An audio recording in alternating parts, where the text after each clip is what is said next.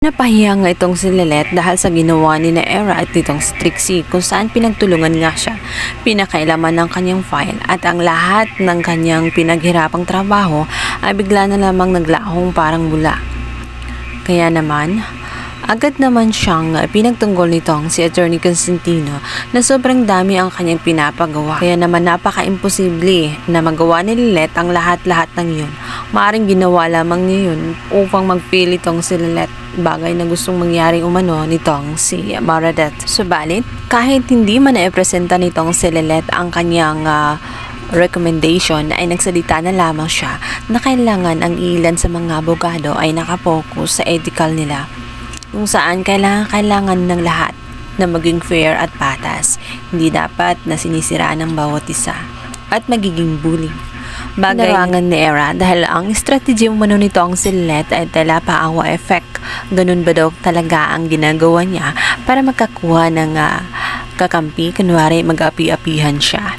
Agad naman siyang sinagot nitong si Lilet. Sinabihan niya ito na kailanman hindi naging mali ang pagsasabi ng katotohanan. Ang naging mali ay yung naninira. Ang paninira sa iba at nagsisinasabotahe ang iba para lamang umangat ay hindi magandang gawain. Kabilang banda, sa loob naman ng family ng Matias family ay nag-usap nga sila at doon ngayon na nakapag-open up itong si Lilet. Sinabihan siya ng kanyang Tito Emong na kung ganun ka-toxic ang paligid niya at ang katrabaho niya ay maiging mag-resign na siya. Bagay na tinanggihan naman itong si Tinang. Hindi dapat gawin ni Lilet ang bagay na iyon, lalo't alam niya sa kanyang sarili na wala siyang kasalanan. Dahil kapag ginawa niya yon ay para na rin hinayaan niya na magwagi ang mga naninira sa kanya. Dapat ipakita niya kung ano ang tama at huwag niya hayaan na apak-apakan siya ng iba. Kabilang banda, medyo umoki na nga itong si Ramir. Sa puntong ito ay medyo maayos na ang kanyang pananalita. Kung kaya't hindi na nga siya nag-aksaya pa ng panahon, agad niyang kakausapin itong si Meredith. Hinarang siya ng kanyang kaibigan. Sinabi nito na siya na lang dapat magsalita. Subalit hindi pwede. Ang gusto niya ay siya mismo. Marami siyang kailangan dapat ipaliwanag, lalo sa mga katanungan nitong si Meredith, kung saan nung mga kailan lang ay niyugyug nga siya. Subalit wala siya magawa dahil yung mga time na yun ay hindi pa siya makapagsalita.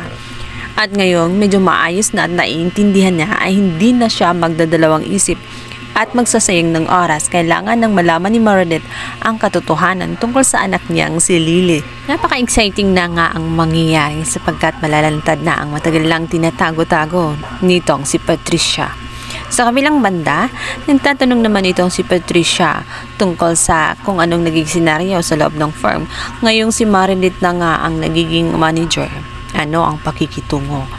Dito nga ay naikwento ni Trixie na nag-iba na nga ang lahat.